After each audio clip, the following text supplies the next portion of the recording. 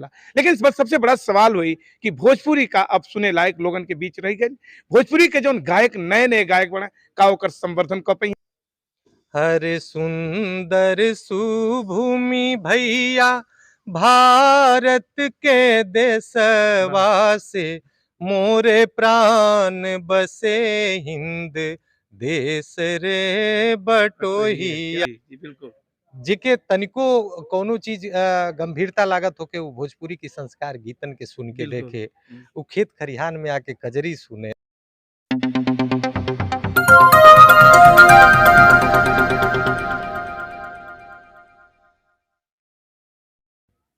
नमस्कार, आप देखा तानी भोजपुरी न्यूज टाइम, हम शंभू सर। क्योंकि बात विधा के, बात भोजपुरी के संवर्धन के, बात अपने संस्कृति के होके के चाहिए। क्योंकि भोजपुरी न्यूज टाइम पे भोजपुरी के बात न होके तो फिर बेमानी हुई। निश्चित तौर पे आज हमारे बीच एक ऐसा शख्सियत जो भोजपुरी की अलग जगावे का प्रयास, क्योंकि जे निरंतर लगातार 20 वर्षों से और पहले से भी बचपन से सक्रियता से भोजपुरी के अलग जगह रहल बाड़े। भोजपुरी के थाती के देश दुनिया में महक ओकर बिखेर रहल बाड़े। राकेश उपाध्याय जी भोजपुरी लोक गायक के और भोजपुरी के धरोहर के सहेजले का अनूठा प्रयास इनके साथे रहेला। लेकिन इस बार सबसे बड़ा सवाल हुई कि भोजपुरी का अब सुने लायक लोगन के बीच रह गई।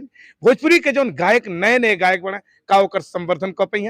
भोजपुरी के जौन फोहरता बा कैसे ओके बचावल जा, कई बिंदु पे सवाल तबा एक साथे।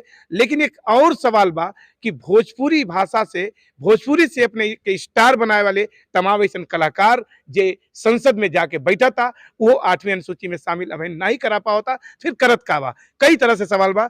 स्वागत ये बात के लेके और ए पर आपका सवाल यह बा कि भोजपुरी का संवर्धन कैसे होके, भोजपुरी भाषी जे कलाकार बा जे संसद में बा 8वीं अनुसूची में वो नहीं शामिल करा पाता, ए पर आपका क्या राय बा? शंभू भाई, पूरा विश्वास बा हमनी के तो भाग्यशाली बानी जा कि उत्तर प्रदेश का माननीय मुख्यमंत्री पूज्य योगी आदित्यनाथ जी बानी। जी आ वहाँ के भोजपुरी से खुद ही लगाव बा। जी आ जौने विषय के रउआ उठौले बानी, वहाँ का ये चीज का वहाँ की मन में भी बा कि 8वीं अनुसूची में आवे। हम्म, और मोदी जी भी हमेशा भोजपुरिये में बोलेनी, जी तो संबोधन वहाँ का बाटे तो एकदम सकारात्मक हमनी के सोच बा कि जल्दी हमार भोजपुरी संविधान की 8वीं अनुसूची में आई। जी और जे जहाँ बा हमनी के तो लगातार ये चीज का प्रयास देश से लेके विदेश में करत तनी जा कि हम्म, जौन हमनी के थाती बा ई हम्म, बताएं हम्म, कि भोजपुरी की इतना गंभीर थाती कौने चीज में बा, जी जी जी बिल्कुल।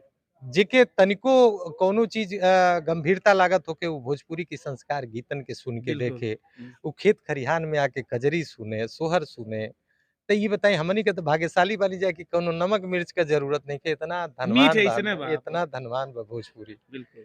और रउआ अइसन चैनल पत्रकार जब हमरी संस्कृति के बात करेला, संस्कार के बात करेला, तो निश्चित रूप से आवे वाली पीढ़ी बिल्कुल। ओकरी ओर अग्रसर हो रहल बा। बिल्कुल। एक और सवाल, चूँकि आपके हाथे में पंडित महामना मदन मोहन मालवीय का चित्र भी बा, जे दुनिया के शिक्षा के ऊँचाई पे ले गए। जी। एक ज़िम्मेदारी भी होले आपके हाथ में, आज जयंती पे आप बोलत भी बानी। एक ज़िम्मेदारी होले, सशक्त ज़िम्मेदारी दुनिया के एक नई दिशा दिहला के, चूँकि ऐसने महामना के हम साथे लेले बानी।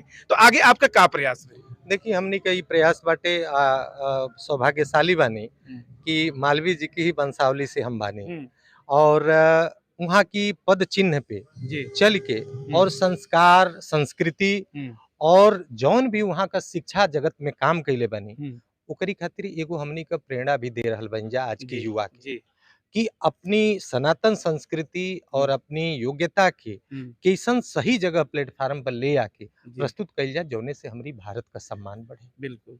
एक आपसे एक और ज़रूरत हमरे श्रोता भी जे आपके देखा था ना, उ उस ओके उम्मीद जागत हुई कि ऐसन उम्दा कलाकार देश के, ऐसन शख्सियत तो कुछ ऐसन वर्तमान परिवेश के लेके भोजपुरी भाषा के 2 लाइन में हमरे दर्शक के सुना दें। रउआ के बताई कि कबो-कबो हमनी के बहुत भावुक हो जानी जा, हमनी के जी, भोजपुरी इतना समृद्ध बा।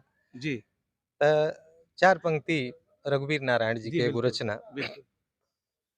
हरे सुंदर सुभूमि भैया भारत के वाह! देशवा से मोरे प्राण बसे हिंद देश रे क्या बटोहिया। बात! वाह! वाह! मोरे वाह! प्राण क्या बात! बसे हिंद देश रे क्या बात है! बटोहिया। गंगा रे जमुनवा के झगमग पनिया में, गंगा रे जमुनवा के झगमग पनिया में, सरजू झमकी झहराम रे बटोहिया।